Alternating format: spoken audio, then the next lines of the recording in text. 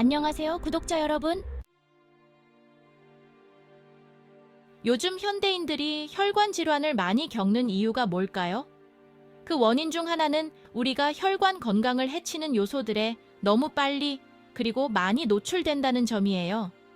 비만, 고혈압, 고콜레스테롤 수치, 고혈당, 이런 것들이 모두 혈관 건강에 큰 영향을 주는 요인들이죠. 그런데 약을 먹는 것만으로 이 문제들이 해결될까요? 약은 숫자, 즉 수치를 관리하는 데 도움을 줄 뿐이지 근본적으로 망가진 몸을 회복시켜 주지는 않습니다. 나이가 들수록 건강을 챙기는 게 더 중요해지는데요. 이왕이면 영양가 있게 알맞게 먹는 습관을 들이는 게 좋습니다. 꾸준히 건강한 식단과 생활 습관을 유지하다 보면 언젠가는 이제 약을 조금 줄여볼까 하는 생각이 들지도 몰라요. 그런 날이 오면 주치의 선생님도 깜짝 놀라시겠죠? 현대인의 건강을 위협하는 대표적인 요인은 크게 두 가지, 암과 혈관 질환입니다. 암은 유전적인 영향도 있어서 노력만으로 완전히 예방할 수는 없고 어떤 경우엔 단기간에 결과가 나오기도 해요. 혈관 건강도 정말 중요한 만큼 꾸준한 관리로 미리 예방하는 게 정말 중요하다고 말씀드리고 싶습니다. 혈관 건강과 우리 생활 습관에 대해 이야기해 보려고 해요. 요즘 혈관 질환에 걸리는 분들이 정말 많아졌죠. 심장병이나 뇌혈관 질환, 심지어 치매까지도 모두 혈관 문제에서 비롯될 수 있어요. 결국 이런 병들을 피하려면 우리가 젊을 때부터 몸을 잘 관리해야 해요. 나이 들어서 아픈 게 아닌 건강한 노후를 위해서 말이죠. 심근경색 같은 경우에는 젊은 사람들에게도 일어나는 돌연사의 큰 원인 중 하나인데요. 예전에는 60대 이후에나 볼 수 있던 병이었는데 이제는 30대 이후에서도 발생할 만큼 흔해졌습니다. 비만, 고혈압, 고콜레스테롤, 혈당 문제 같은 요인들이 주요 원인이에요. 그래서 이런 위험 요소들이 나타나면 빨리 개선하려는 노력이 필요해요.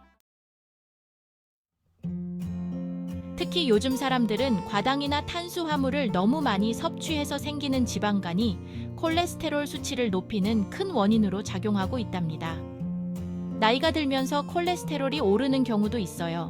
여성분들은 폐경 이후로 콜레스테롤 수치가 크게 오르는 경향이 있는데요. 이럴 때 고기를 줄이고 과일이나 고구마 같은 탄수화물 위주로 드시는 분들이 많아요. 하지만 이러면 숨겨져 있던 지방간이 악화되어 오히려 콜레스테롤 수치가 더 높아질 수 있어요. 이때 필요한 것은 단백질 섭취를 늘리고 운동을 통해 근육량을 유지하는 거예요. 또 요즘 현대인들은 하루 종일 앉아 있는 경우가 많은데 이는 콜레스테롤 수치를 높이는 데도 큰 영향을 미칩니다.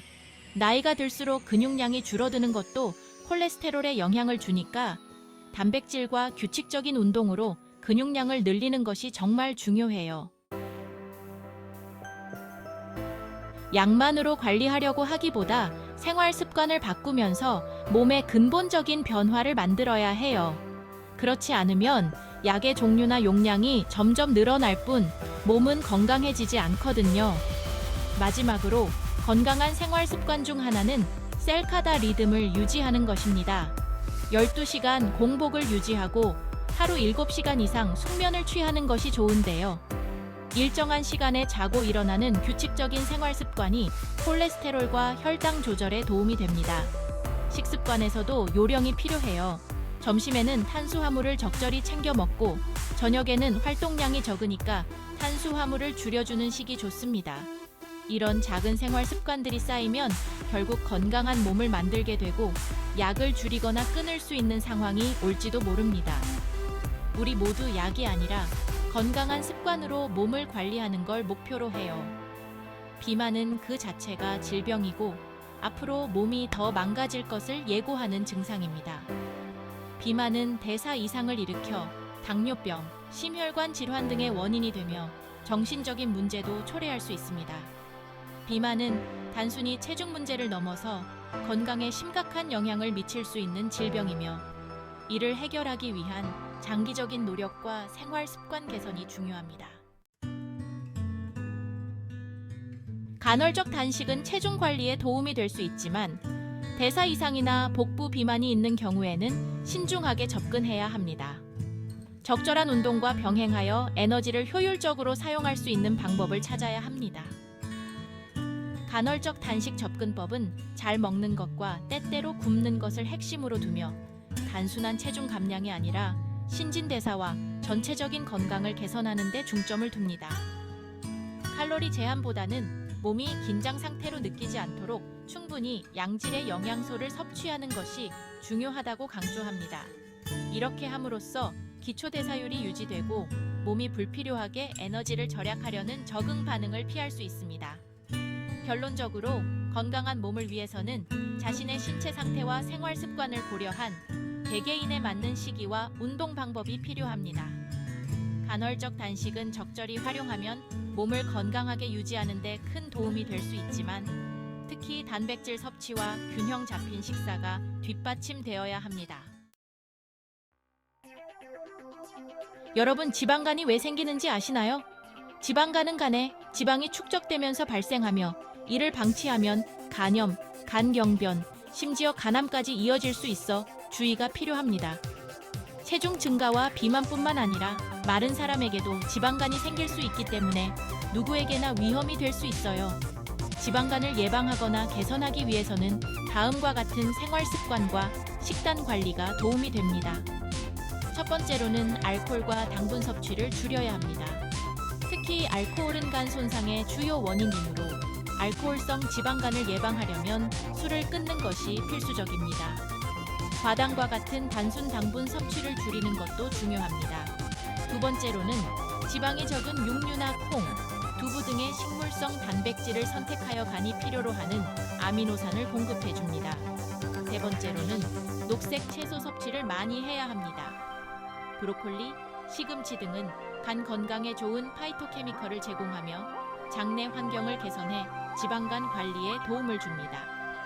네 번째로는 오메가3 지방산 섭취를 해야 합니다. 등푸른 생선, 견과류에 함유된 오메가3 지방산은 염증 완화 효과가 있어 지방간 개선에 유익합니다. 다섯 번째로는 고강도 인터벌 운동을 하는 것이 좋습니다. 유산소와 고강도 운동을 번갈아 하는 방식으로 짧은 시간 내에 높은 운동 효과를 얻을 수 있습니다.